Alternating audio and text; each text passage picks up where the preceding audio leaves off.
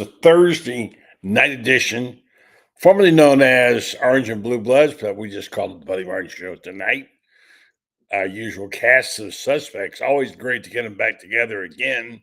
They've been far flung all over the world, including Paris. Yes, you're back. I know, Coach. Loren Meadows will be here tonight, along with Franz, the hardworking man who's got a book coming out soon on Gator basketball, and Troupe.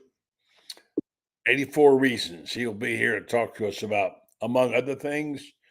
There's all kind of new ratings, SP plus and what have you, etc. Everybody wants this time of year. We all rate things. I'm going to get into one in particular that's is a 2-year projection of where Florida is based on.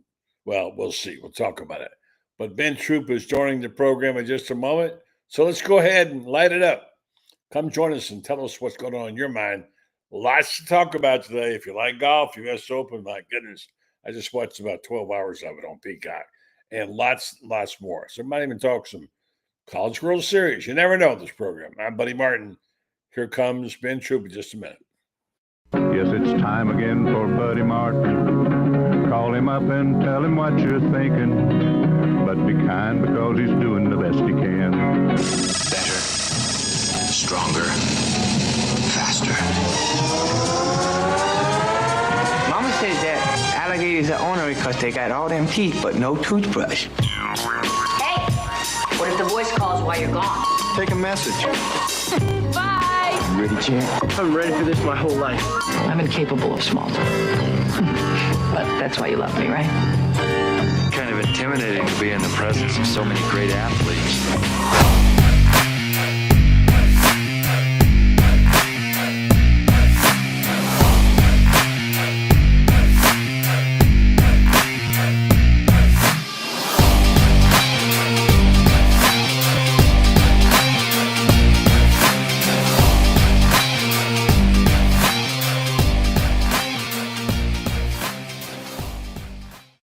Good evening and welcome to the program. I'm Buddy Martin. This is the Buddy Martin Show, so I guess I can be the host tonight. Glad to be with you.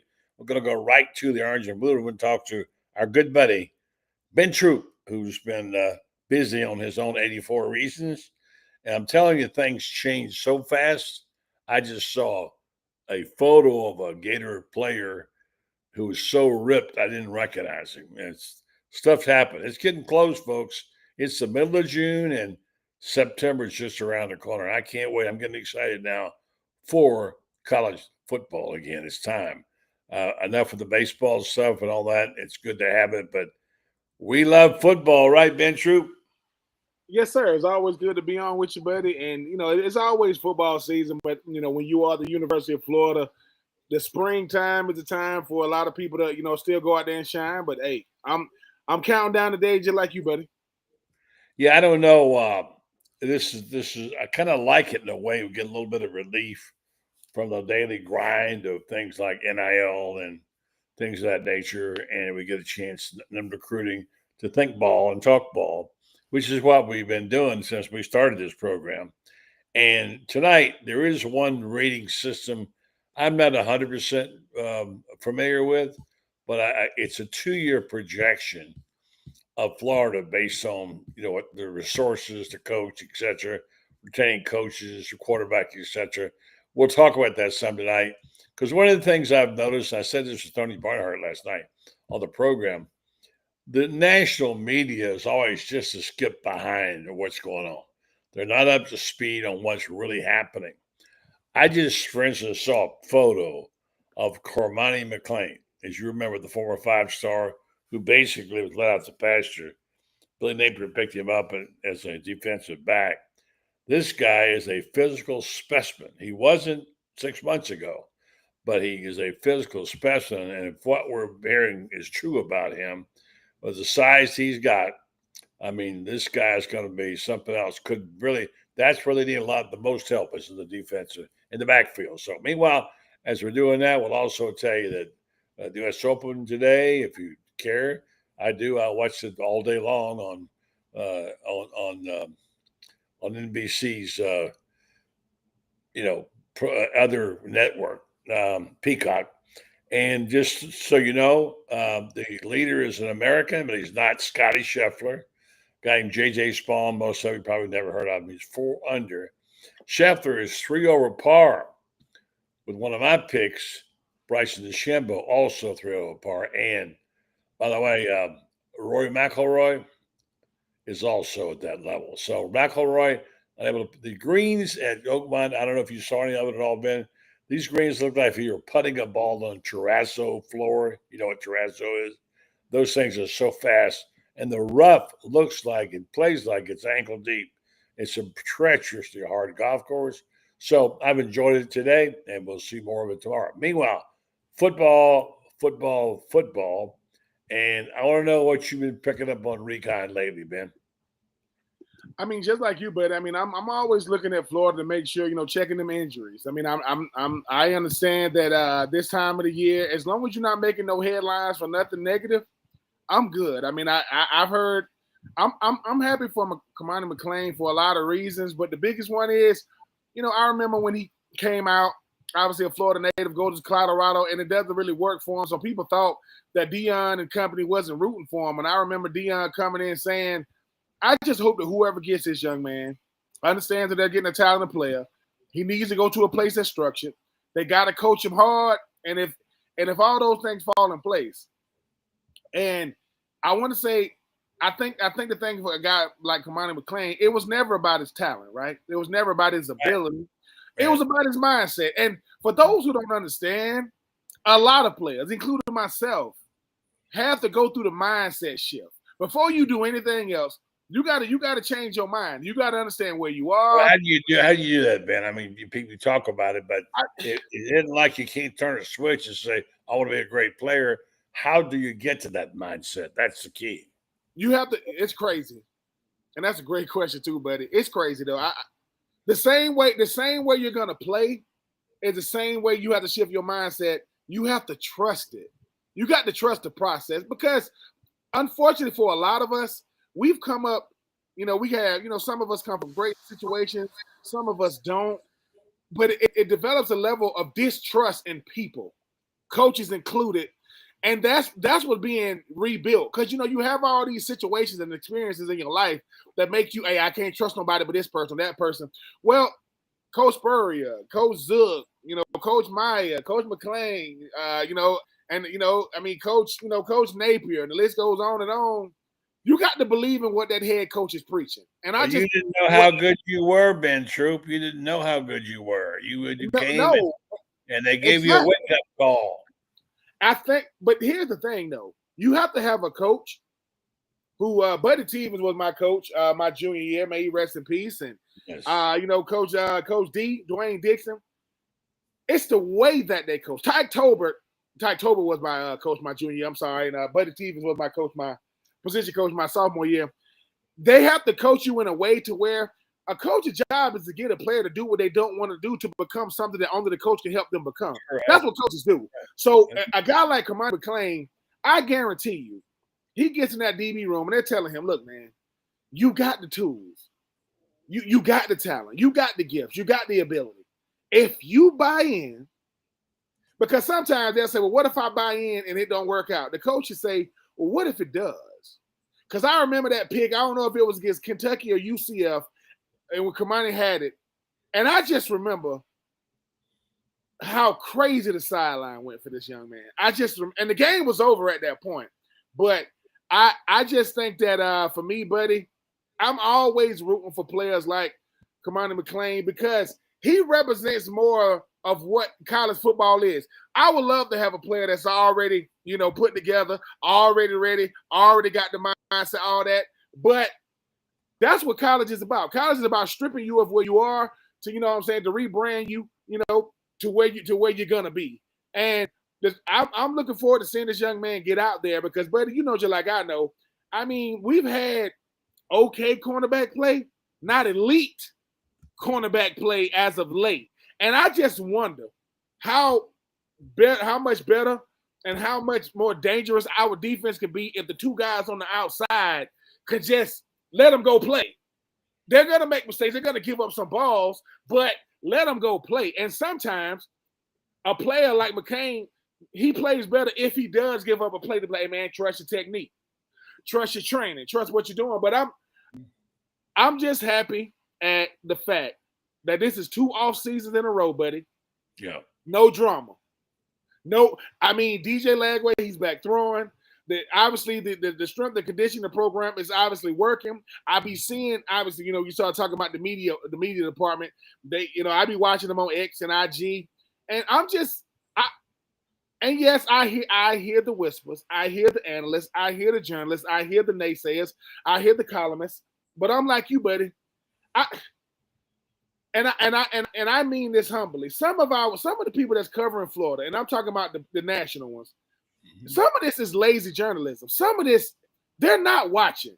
They're not taking. 100%. They're not. And I'm not saying I get it right every time. I don't. Yeah. But I'm just saying. I'm thinking, how can I figure this out? And that person can. And they're doing it full time. I mean, it just takes some wisdom. You can watch a ball player 4 or 5 times and get a pretty good idea. Now, you can't tell how consistent he is or how dedicated he is or whatever, but it's your skill set. And then it's up to the coaches to bring him to that level. Just a quick comment on this thing, and I'll get back on the subject, but there was a head coach of Miami many, many, many moons ago. His name was Charlie Tate. He actually coached at Florida. He was the head coach at Miami. And I found myself one night, late night, in a hospitality room after a couple of adult beverages, having a really interesting conversation with Charlie Tate. Back in the day when the Florida Sports Writers Association brought all the coaches together, FSU, Florida, Miami.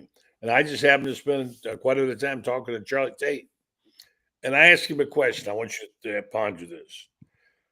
Isn't it, Charlie, a little bit hypocritical when you got a guard who is 210 pounds and he's got to go in and block a guy who weighs 290 and you know he can't block him, but you're going to make him believe that he does?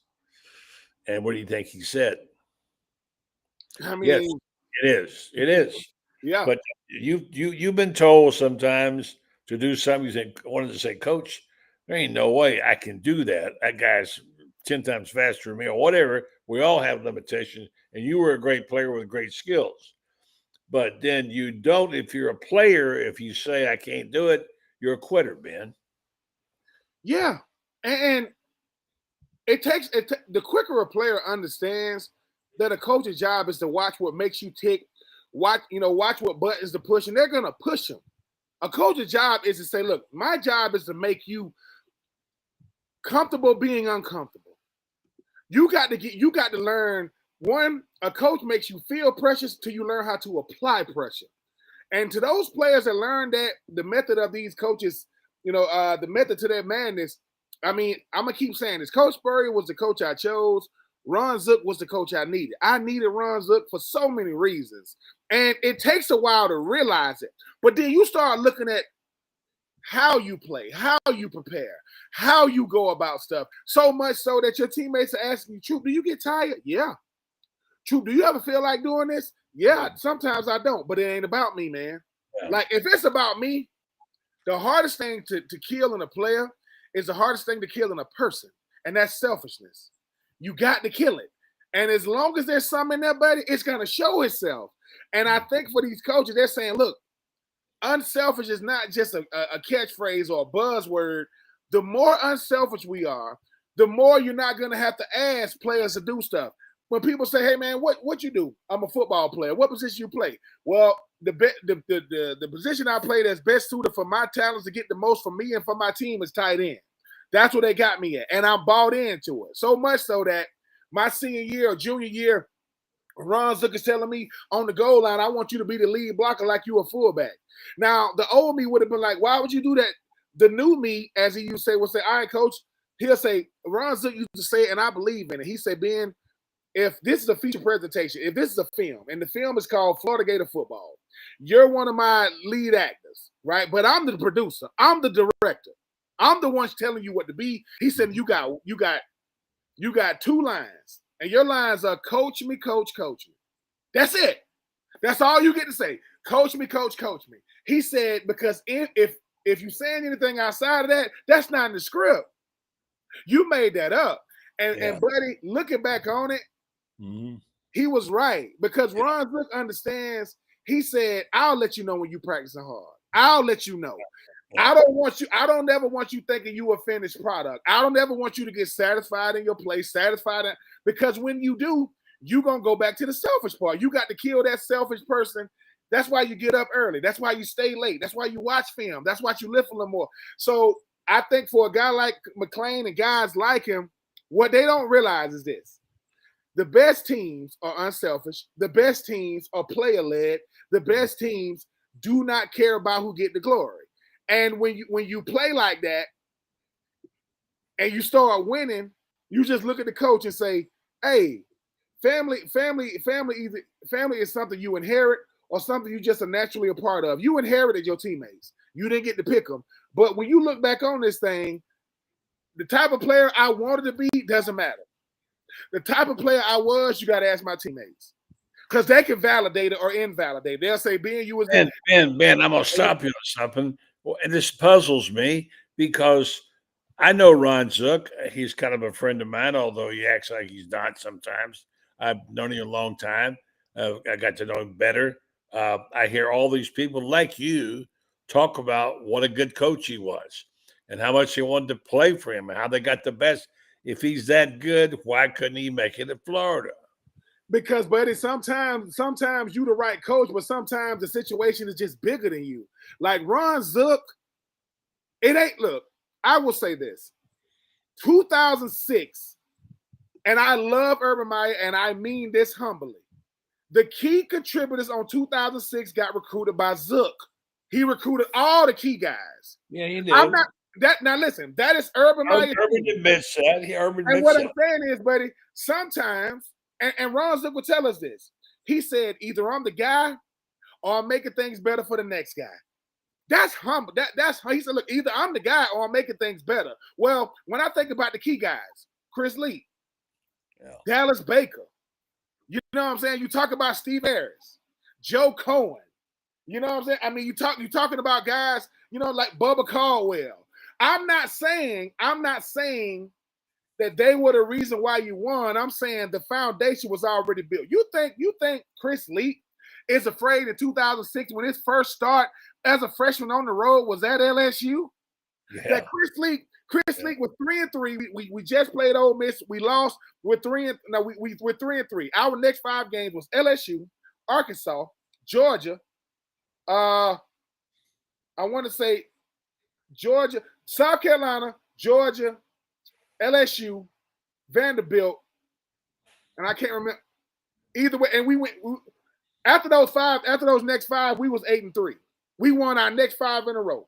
LSU on the road, Arkansas on the road, Georgia, and obviously in Jacksonville. You talk about South Carolina, you talk about Vanderbilt. What I'm saying is, when you think about this guy, Billy Napier, Billy Napier wants to be the guy. Billy Napier wants to sit amongst Ron. I mean, he wants to sit amongst Urban Meyer and Coach Spurrier because they know what it's like when you win in games. When you win it all in Gainesville, there is nothing like it. So listen, Ron Zook was honest about it. He said, "Look, man, Florida was my dream job.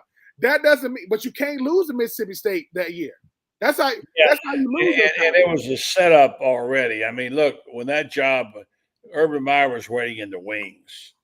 I'm not saying that he had the job, but he virtually had the job. And remember, Steve Spurrier came out, he was not working, and basically said, I'll take the job for the most part. And it was inferred, not said, that Foley told him, I don't think it was said this way, we need your resume. And somebody said, look in the trophy case, But and remember that. But gives Zook this much credit. He did not win. I'm not taking 8-5 and 8-5. Don't cut it. My senior year, it was a 3-way tie for the SEC East. We lost to Tennessee. We beat Georgia, and I think Georgia beat Tennessee. Georgia had a better record or something like that. So they got it. I think either Georgia or Tennessee. They won the represent the East. All I'm saying is, buddy, you take a guy like Urban Meyer. Urban is sitting back studying Zook. He said, all right, okay, I see what works there. What did Ron Zook inherit? Ron Zook inherited Chris Lee that had already been through it, All the stuff a player needs to learn. And two things Chris Leak did. He led the team, and he made it so Tim Tebow could develop. Do I think Tim Tebow was ready to come in as a true freshman to start? No. And he didn't have to because he had Chris Leak. And he had key guys on defense, offense. He had guys scattered throughout the team. And Urban Meyer, the greatest thing Urban Meyer did was how he used Percy Harvin. That's coaching, people. That's taking a guy who's saying that's a weapon. I can use this guy in so many different ways. But I could have coached Percy Harvin. What do you say? I could have coached Percy Harvin. But what I'm saying is, buddy, but this is what Urban Meyer didn't do. He knew how to use it. I know what you're saying. He didn't force him to play one thing. Hey, man, stay out there, receiver. Stay out there, running back. He made a position for him. Yes, you're right. He did find a way to get him in the game. And that's a lot of times the problems. These guys can't get these guys in the game. They get them and they don't know what to do it. All right, so we're going to get into this in just a second. We talked a lot about what was, and then we're going to talk about what it is, what the projections are. This new poll is out, or not a poll, it's actually an assessment done. I think his name is Adam Wittenberg. It's on ESPN. And it ranks a team. We're going to bring in just a minute Franz, and we'll get his take on this. Overall, if you looked at all the rankings, Florida's being kind of lowballed in a way. They've been a couple of them in the top 10 or 12, but lately they've been 12, 14, whatever. And some of these services are pretty much putting them outside the 12 to make the playoff system. Well, now look, I know it's just projections, but this one takes in a lot of stuff. Listen to this. This particular rating on ESPN, they have previous power ranking. Of course, they weren't. The returning quarterback, top 10 national recruit DJ Lagway, got him. Likelihood of a multi-year quarterback, that's one of the common things. Yep, it looks like that will be the case. Riding with the Lagway. Offensive line, defensive line, look out. And this is key part. Both groups project well, especially offensive line returns 4 starters. This is what people are forgetting, including All-American center Jake Slaughter. I mean, he's the best in the country, probably. Smart. And then they got Damian George. They got some players on the offensive line. Good at pass protection and run blocking. And they promise they're going to get better. They're going to have Bruce Lovett. And it's going to take over right tackle. So you get high marks there. A couple other things. Florida brings back one of the SEC's top defensive line tandems. This is being lost right now, I think. Senior tackle Caleb Banks, of course, we know what a great player he was. I saw him destroy LSU, and they got him 7 sacks on him that night. Jamari Lyons, back from a broken ankle. George Gums, boy, what a player he was at the end of the year. Terrific. He had 5 sacks last fall. Now down to these things. I want you to comment on them. One was roster management. That's key. And I talked to Franz about this today, and he thinks this is maybe the key thing, is that only a small number of incoming transfers, 7. It underscores how pleased Florida is with its returning crew. The Gators retained several players who could have gone to the NFL, especially Slaughter, Banks, and Tyreek Sapp. Also brought back one of the top offensive tackles backfields in Lagway with Jaden Ball, my man, as you remember, Jaden Ball. And now they got transfer wide receiver J. Michael Sturdivant and a bunch of studs as young freshmen coming in at wide receiver.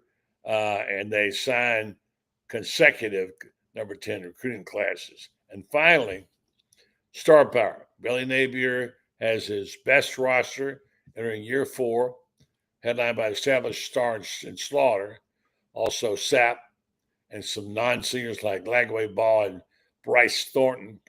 And then coaching staff, Napier is much stronger position after a strong finish. 24, he brought in Vinny Sinceri, replaced Austin Armstrong on defense, work along with the veteran Ron Roberts. Russ Callaway is back on the offensive staff. So it's a pretty good, I think, pretty assessment of the team, don't you? Yeah, it sounds fair. It sounds very fair. I think the thing is, right, people can't just keep it about Florida without comparing what's around them or play teams they got to play. But I think a lot of the things they said was fair. I think Florida might have the best offensive line, if not one of the best in the country. I think Florida might have one of the best backfields, if not the best backfield in the country. And the thing that Florida has, you got to have a blend of young talent, you got to have a blend of gifted talent, and you got to have a blend, right, of veteran talent. Florida got all three. And the thing is, buddy, we get it. If Florida, people saying, well, Florida didn't come off a momentum season last year. Oh, that's right. They did. Florida was picked to only win, 6 games? Oh, they won 8 of them. Every team they lost to was either in the college football playoff, had a chance to be in the college football playoff, or was one of the best teams in the country. Miami, one of the best teams in the ACC. Didn't make the ACC championship game. Georgia was ACC championship game. Texas SEC championship game. Georgia college football playoff. Texas college football playoff. Tennessee college football playoff. Texas A&M had to play to go to the college football playoff. Texas A&M, Texas, Georgia, Miami, Tennessee. Dang, that's their losses. So everybody they lost to was ranked nationally and played either in the SEC championship game, had a chance to go, or they made the college football playoff. The thing about Florida this year is this. I like what he said about year 4, Billy Napier, he got his guys. And, buddy, he got them. Like, he got them top to bottom. Now, let's see, with Billy Napier full roster, 7 transfer guys, that means that guys are staying. That means the guys you are recruiting, excuse me, are staying around. But, buddy, we got to see. And I know this. I like the iffy journalism with Florida. I don't like the high praise.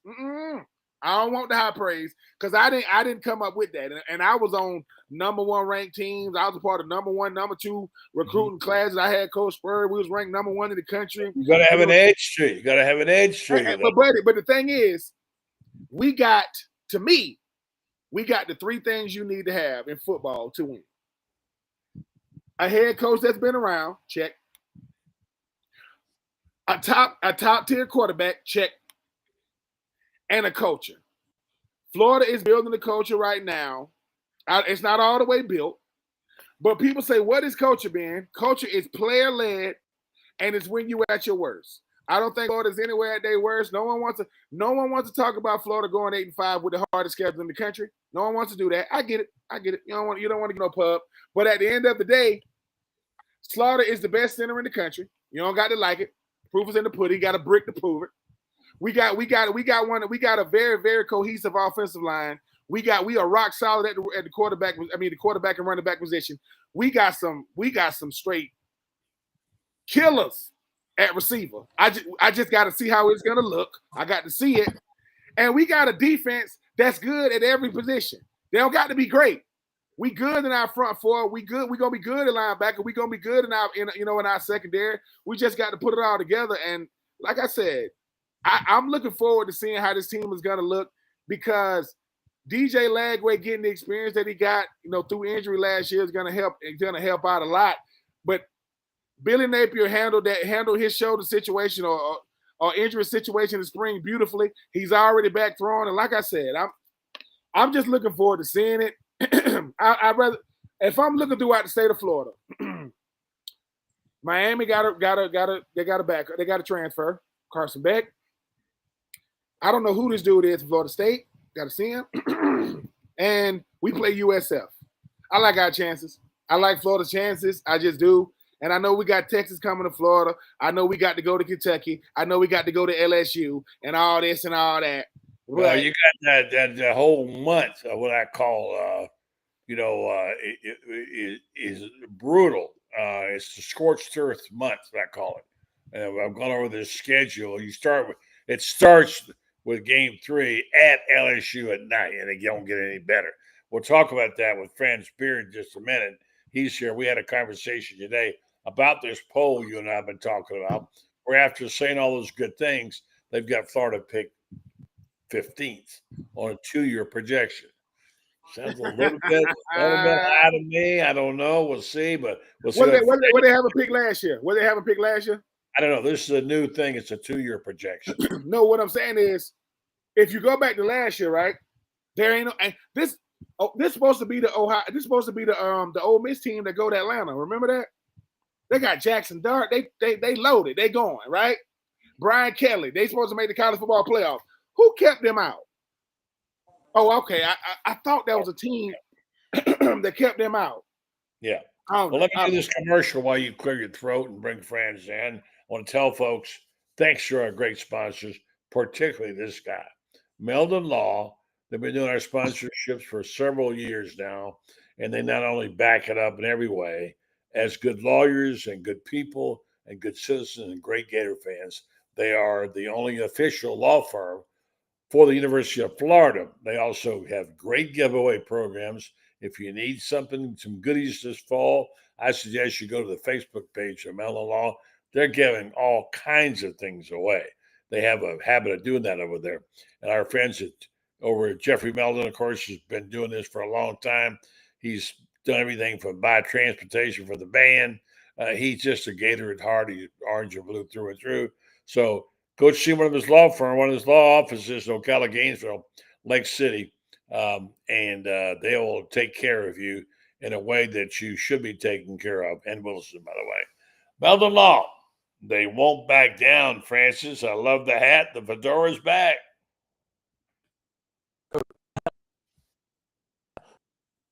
The door may be back, but the voice is on. Yeah, I think there you go. All right, it looks like your internet's acting up again tonight, unfortunately. It's not the internet; it's my voice. No, you were coming in and out. It's okay. I'm gonna stack up. I'm gonna let you respond. You responded in writing today. If I get down to it, I have to read it. This latest poll, the 2-year projection. You made some comments about how Florida was being overlooked, particularly in certain areas. And I think you mentioned the offensive line. But this particular, and I sent you the poll, 2-year poll, they talked about the strength of the defensive and offensive lines. So yet they were picked 14th on a 2-year projection. Your thoughts, friends? I think that everybody is going to go cautious on Florida until they see Billy Napier do it. 2 losing seasons. He had 1. I think people are waiting to see, does he do 2 winning seasons? Maybe they're a 6-6 borderline bowl team as years. And I think that my belief is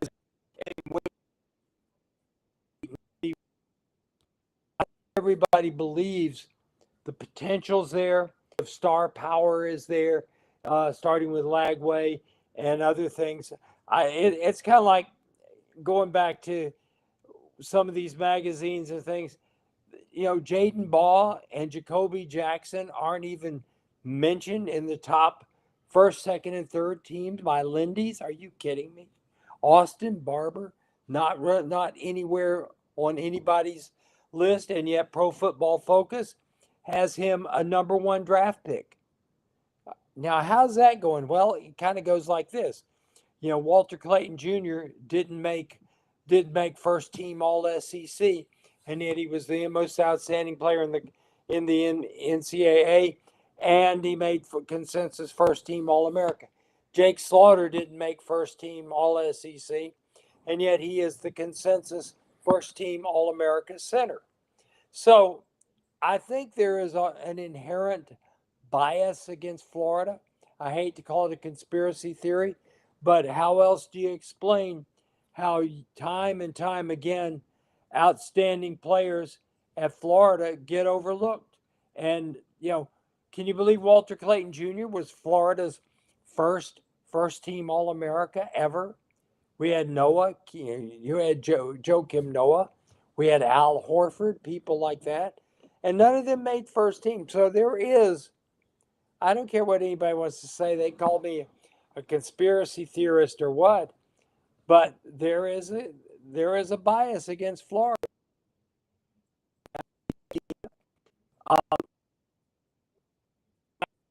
I think he's on a wait-and-see basis with the Gators. If Florida wins 9 games or more, you'll see next year the projections will be, well, Florida is going to be one of the top 4 teams in the country for the next couple of years.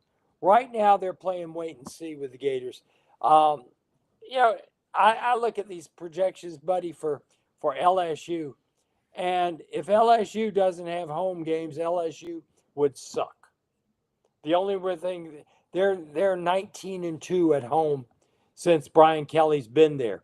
What does that make them? That makes them barely break even on the road. They lose a lot of games on the road. And this is a guy that had the best quarterback on the planet for 2 years. So there are people that automatically get the vote. There are people that automatically don't get the vote. Right now, everybody thinks Kirby Smart is the greatest thing since the invention of crushed ice. And yet, Kirby Smart, look at how many players he had to dip into the portal to get. And this is the guy that's the greatest recruiter in history, so they tell us. Florida only got 7 guys in the portal. What does that tell us? It tells us Billy Napier is building a foundation from the ground up, not trying to do it from the top down, which is what LSU is doing with all those. I think LSU is going to play 15 transfers this year. You know, I think Georgia is going to play as many as 10. Florida has got 7 transfers, and I don't know how many of them are even going to play this year. Now, they got guys that have transferred in the past, but they've been in the system a while. Yeah. Let me bring Loren in here, and I want to ask this question of all of you. That's better, Franz. We're glad we picked you up a little better there on that run. There he is from Lowdown. Got his own background now on his own show now. Wait a minute, you got the wrong background, pal. It's the wrong show now. Come on. Hey, Loren, how you doing? Good to see you back from Paris, guys. Yes. Yeah. Paris. How y'all doing? Okay, man. Not as good as you going to Paris. Yeah, man. That was it was a good time, man. Got to hang out at the French Open a little bit. Had never been there before, so it was cool, man. Got to do a little bit, but yeah, that's our spot, man. Every couple of years we try to get over there. So beautiful. Never been. Like to go someday. All right, let me get this out right now because I think it's something we're going to world traveler like yourself. You never been to Paris? No, I've never been to Paris. That's where I wanted to go the year we went to, but took a cruise to Alaska instead. I don't want to do that, but hey, here's what I'm going to ask you guys as a group. I'm going to let Ben get out of here in a minute. I promised him I would. But here's the deal. Phil Steele, a guy that you reference a lot, Franz. We all read him. He has a pretty good book in his magazine, if you like that kind of thing. It's more of a numbers thing. They rank each unit, which is interesting. Interested in hearing those rankings, guys? Yeah. All right. Phil Steele says Gators are number 10 at quarterback. Okay. Number 10. Sounds a little bit low to me, but anyway. Number 14 at running back, and also low. Number 18 at wide receiver. Whew, I don't know about that.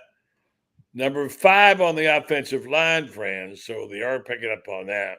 Number 10 on the defensive line. Number 25 at linebacker. They got to be better than that. Number 10, the secondary, and 13 on the special teams. Let's start with you, Loren. Which one of those jumps out at you? Receiver.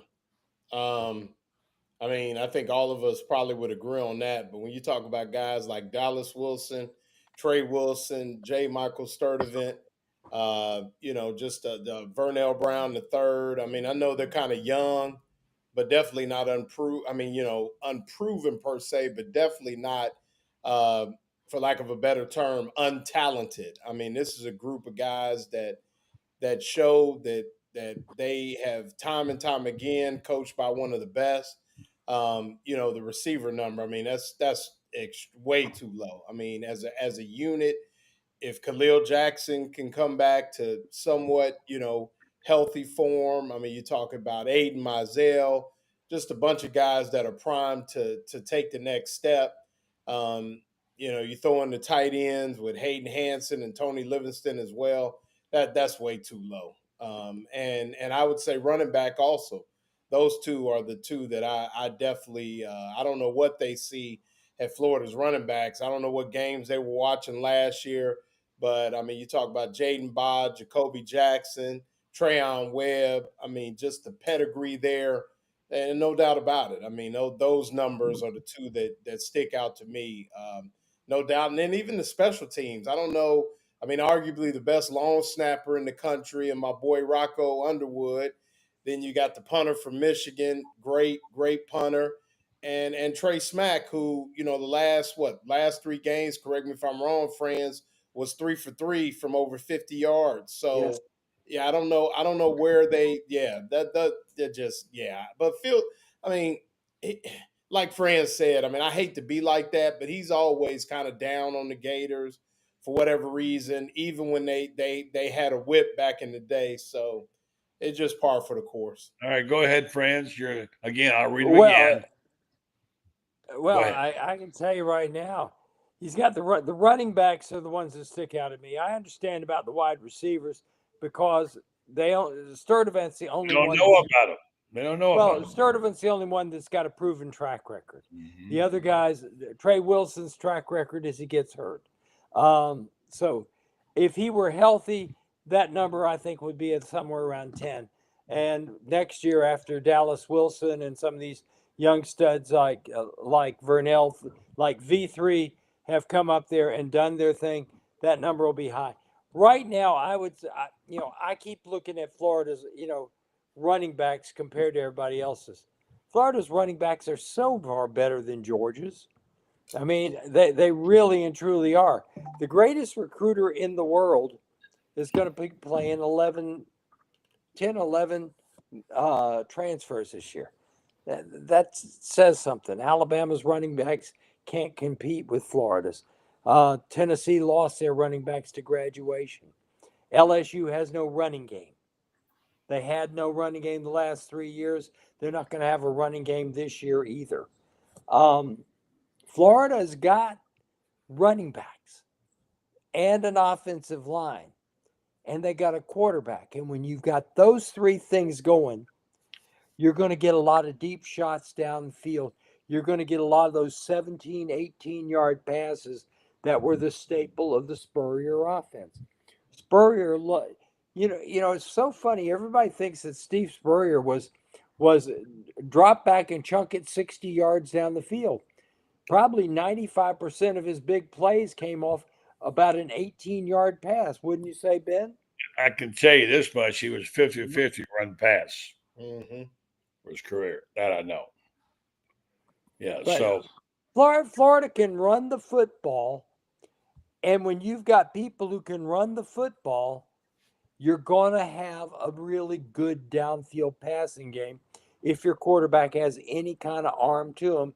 And I don't know if there's 5 quarterbacks in the country with an arm as good as DJ Lagway.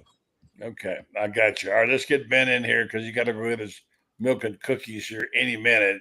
I want to try and put this picture up if possible, just for Ben before we start that. Just wait a minute, what is that? Okay. Oh, okay. Oh, All right. I didn't make it. I didn't do it. It's just, what it is. I felt a lot better when the Rays had won 3 and won all those games in a row. They lost 2 to Boston. And I had to get that in for you, Ben. All right, Ben, go ahead. No, whoa. You ain't, buddy. That was supposed to be between me and you. You texted to my phone. I read it. I'm like, is Buddy really taking pictures? I just got photobombed. I got to know what I could use this worse, by the way. No, I thought you had forgot. I know you were gonna be putting all our business out there.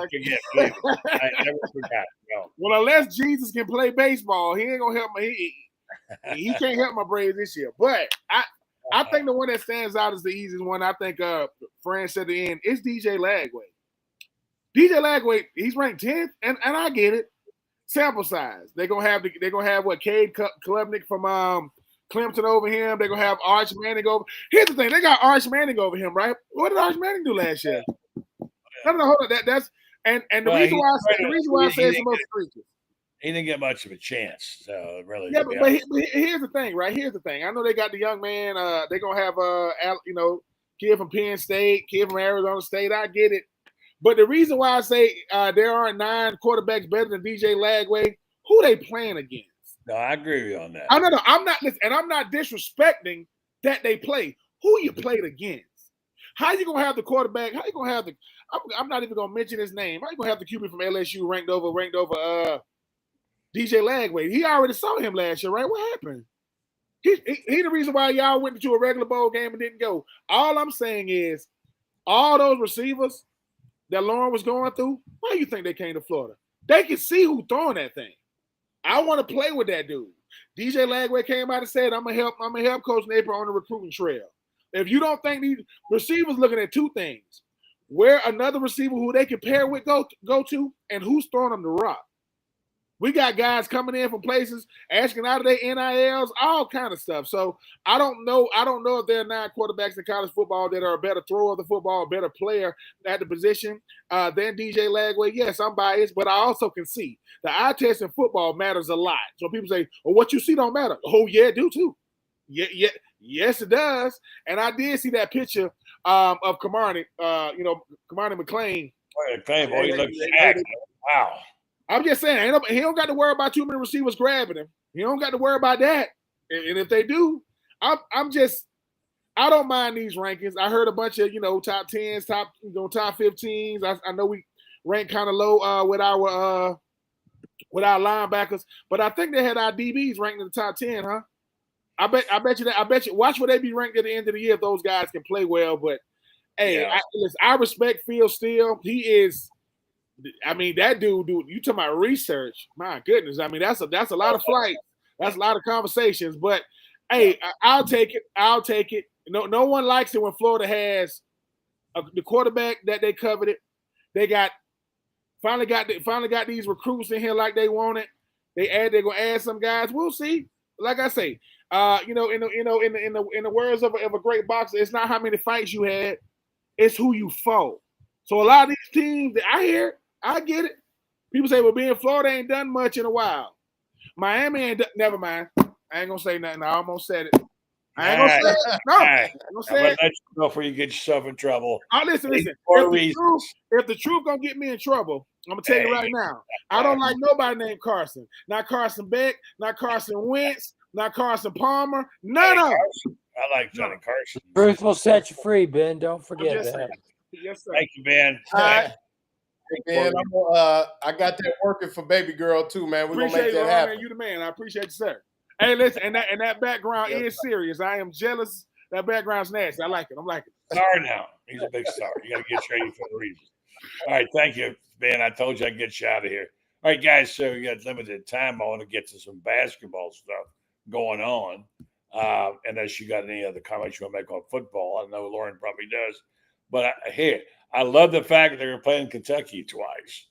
That's going to be good. And then, how do you think Denzel Aberdeen is going to receive when he gets back to the O-Dome? What do you think there, Franz?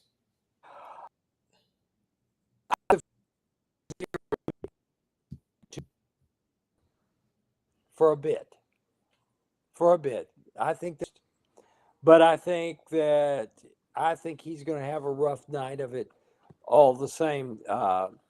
First time he's at the foul line, I think he's going to find out that the O-Dome is not a fun place to be on the foul line. Of course, Rupp's not an easy place. The thing about it is Denzel chose Kentucky. Kentucky went out and got 2 points. We're having a little bit of trouble hearing you, Franz. Hang on 1 second, maybe it'll clear up. Loren, I love the fact they're playing Kentucky twice. Now they're going to play at Duke in the ACC SEC Challenge. They're all of a sudden they got a terrific non-conference schedule.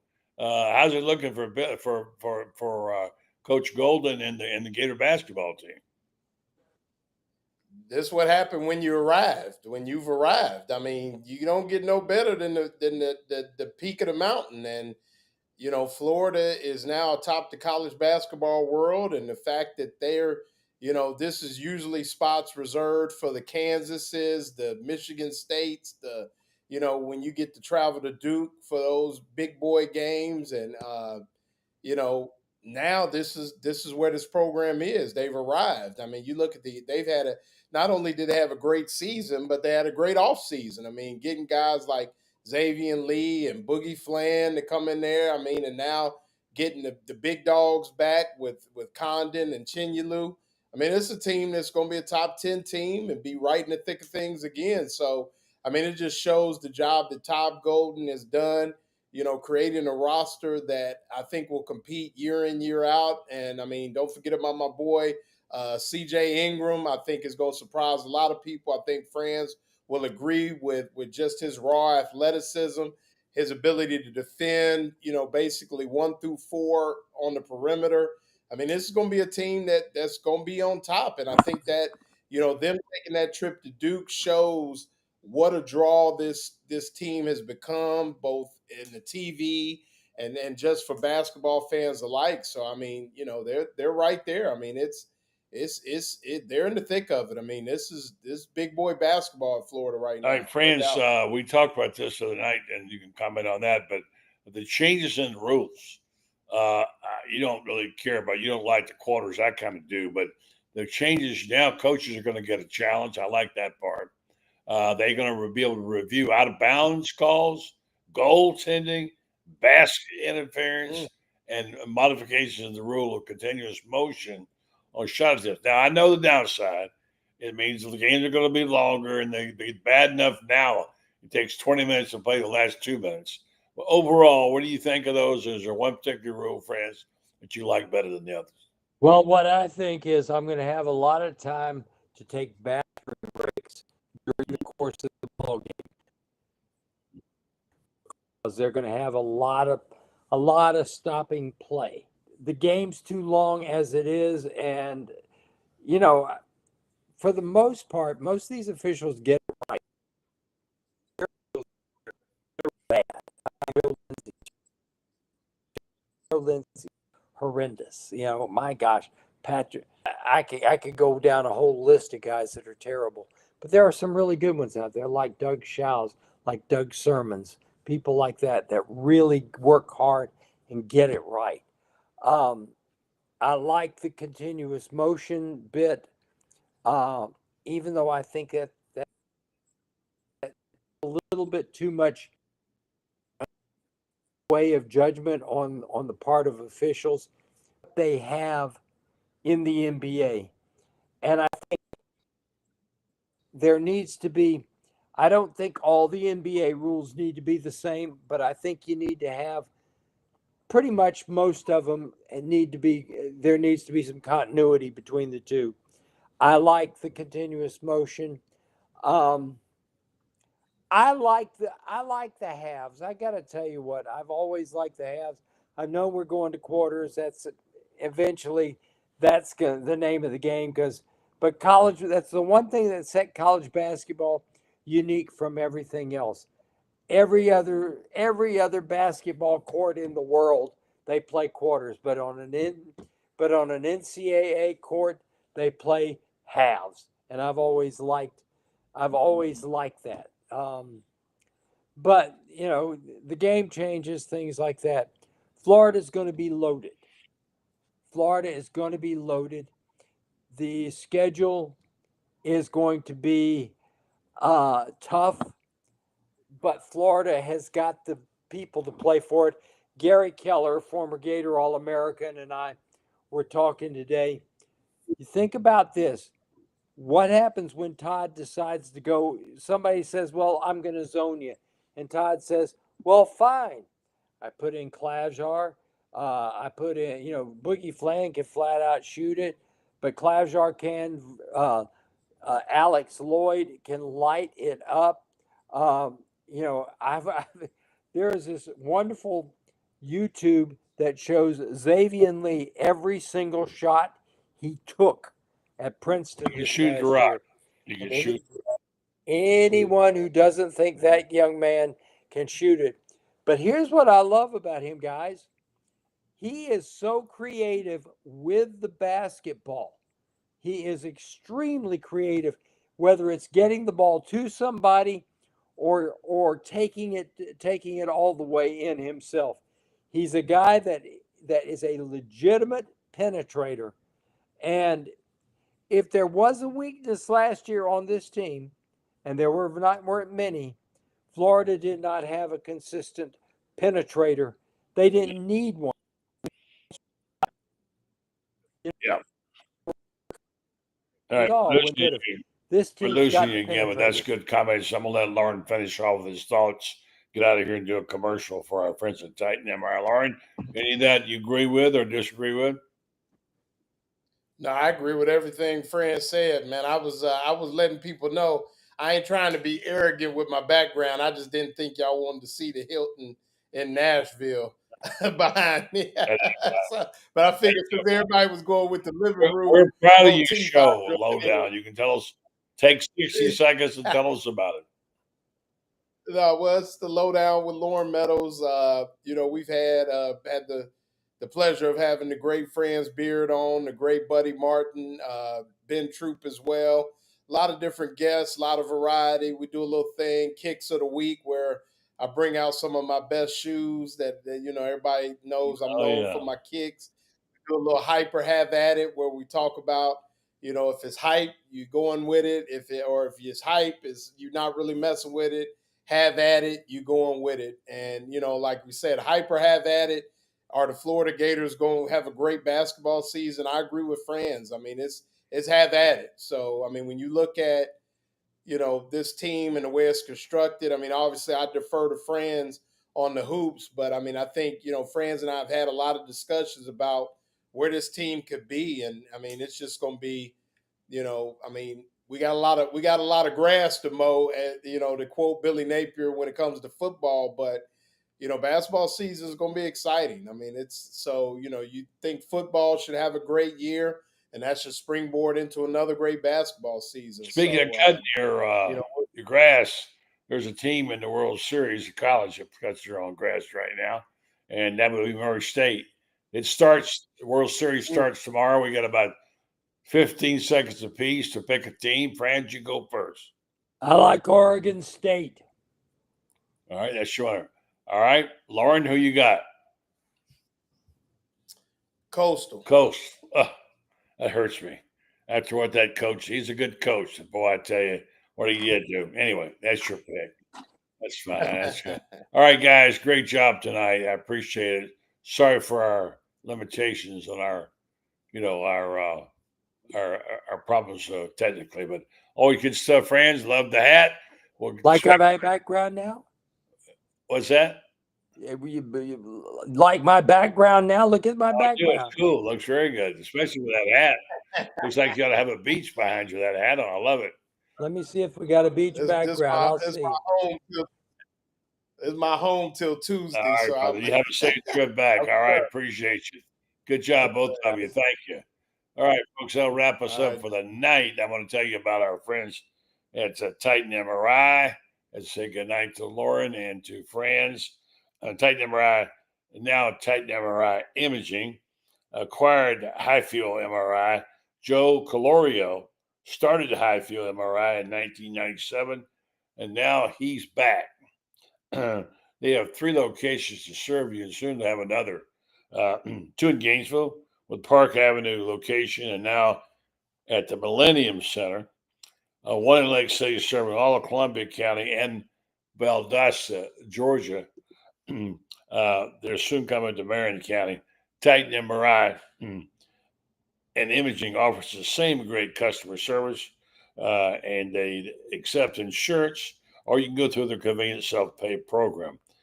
Titan MRI and Imaging offers MRIs, CAT scans, X-rays, and ultrasounds, easy scheduling with lots of information. Options including evenings, larger MRI machines for patient comfort. Check them out if you're in North Florida area. Titan MRI and Imaging. Thanks, folks, for listening, and thanks for watching. That'll be it for the weekend, and we'll be back next week. Don't forget, listen to Rob Brown on SEC Sidelines with Brendan Martin every weekday morning. Good night.